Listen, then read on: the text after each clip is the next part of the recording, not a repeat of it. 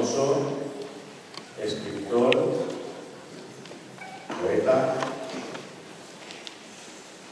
jo diria que assagista també, té molts articles en premsa i té alguns llibres d'universitat i publicacions d'assajos.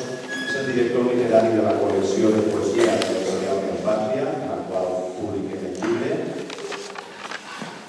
I després parlarà Joan Pau Simarro, que s'ha al costat, que és l'autor del pròleg del llibre que teniu a les nostres mans.